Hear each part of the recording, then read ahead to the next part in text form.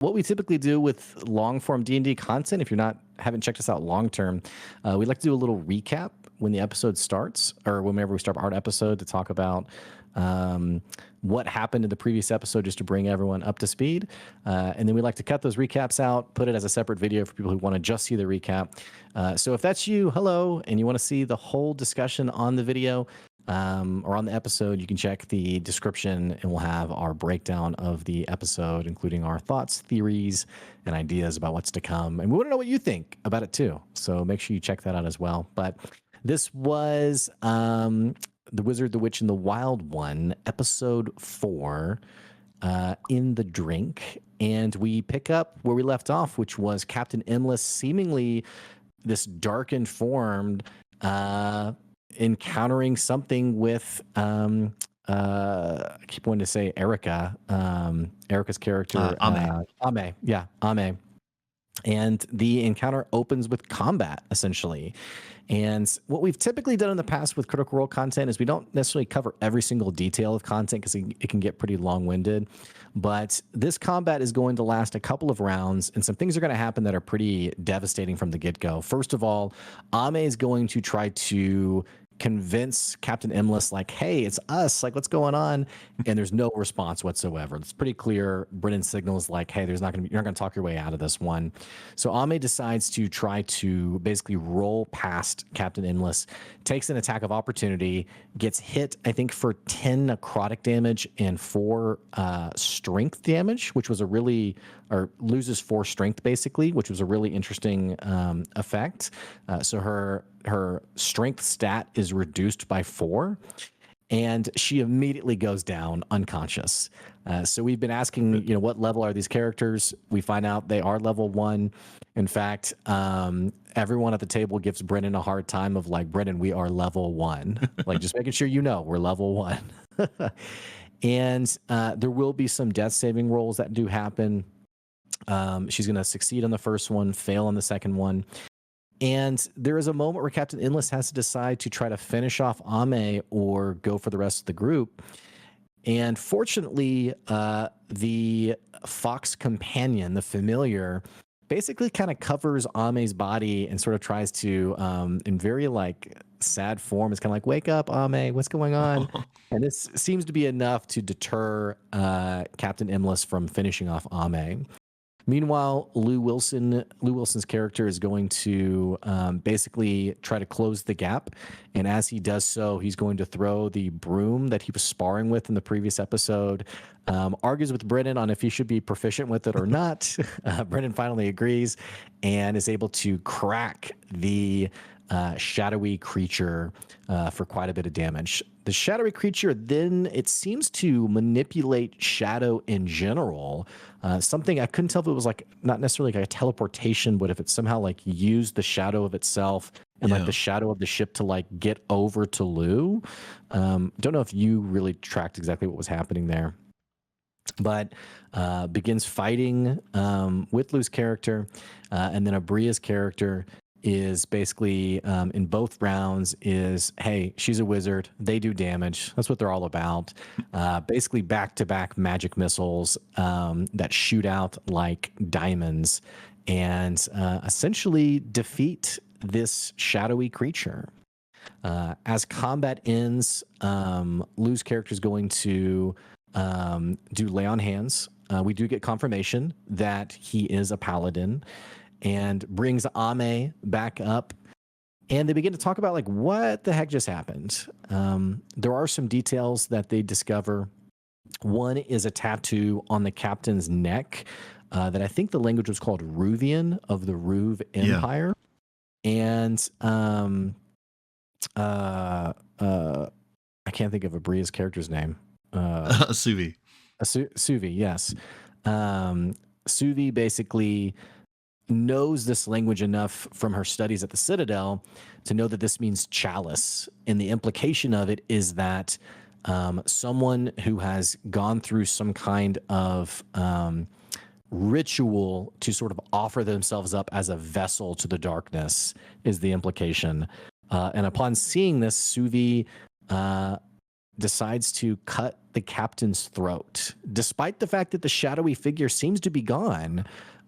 Does so believing that if they were to revive the captain, the shadowy creature would return. So just bam, slits the throat. Brutal.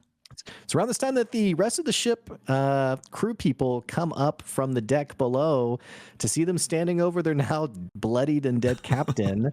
And there's very much this immediate tension of like, we good? Like, don't kill us too. Yeah. There is an interesting tension between Ame and Suvi on Ame wants to give the captain a proper burial, and Suvi's like, the burial's the ocean, like throw her overboard. And finally relents and says, okay, Ame, do your ritual, but separately says, never challenge me in front of people again. It's a little bit of an interesting struggle there. Mm-hmm.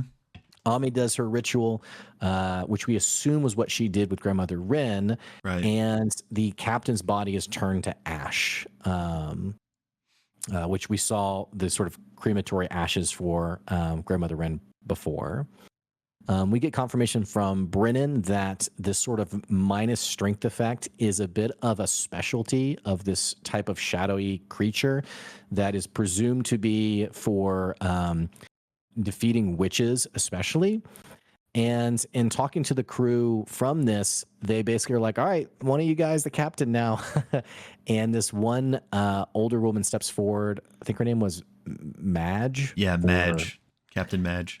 Now Captain Madge. Congratulations. And Captain Madge is like, can I get like something official about that? Otherwise, they're going to think like we killed the captain and like took over the ship. And they're like, well, we'll deal with it when we get to Port Talon. So anything I'm missing from this first half, by the way? No, I think you pretty much covered it. Okay. Yeah. Well, they continue onwards. And Will, why don't you take the other half of it? Yeah. So they continue on the journey, and basically right before dawn, the ship begins to pull into Port Talon. And there's a lot of nice kind of like world building and little lore nuggets that Brennan drops in this sequence here as we're pulling into the town, which I'll touch briefly on, but we might go in more in depth on during our discussion. Right. So they pull into Port Talon, and it's named as such because the way the land extends out into the water, it comes to a point at this curve in the sea looking like a talon. And this is a very large and imposing city, much larger than Joras, which is where we just came from. And it's dominated by like trade buildings. But as they're coming in, they do notice something out in the sea. There is this like large structure, at least what they think is a structure, but really all they can see are these lights that are out there. And Suvi can pick up that they are alchemical lights, meaning they're like magic lights created by wizards, but beyond that, she doesn't know what this thing is. But as the sun is soon like fully rising, those lights go out. So the lights are seemingly there and like to alert ships that there's this structure there. So they're pulling in. There's lots of Imperial ships in the port, and they can see all sorts of flags and stuff. They do see the governor's mansion, above which there is a flag of the Azure Battalion, which are soldiers of the Imperium itself. And they are not wizards per se, but they do have access to some spells. Basically, the way Brandon described it is they can wield the engine of spellcraft produced by wizards. There is a wizard's spire as well, but on that there is the symbol of the Imperium. So these are wizards of the crown. Something else the team notices as they're coming in is there is tons of smoke, which Ame identifies as salt fire, which is something witches use, and I'm assuming other people use as well, but to dispel abjurative magic. But there is a ton of it, like so much so that it's making Ursulon queasy, and Ame has never seen anything like this before. And Ursulon says it was not like this the last time I was here. So right before they depart the ship, though, Suvi writes her little letter of official recommendation, or whatever you want to call it, to give to the newly captained Madge. Just to kind of explain what happened so that they don't think the crew just mutinied and killed Imlis.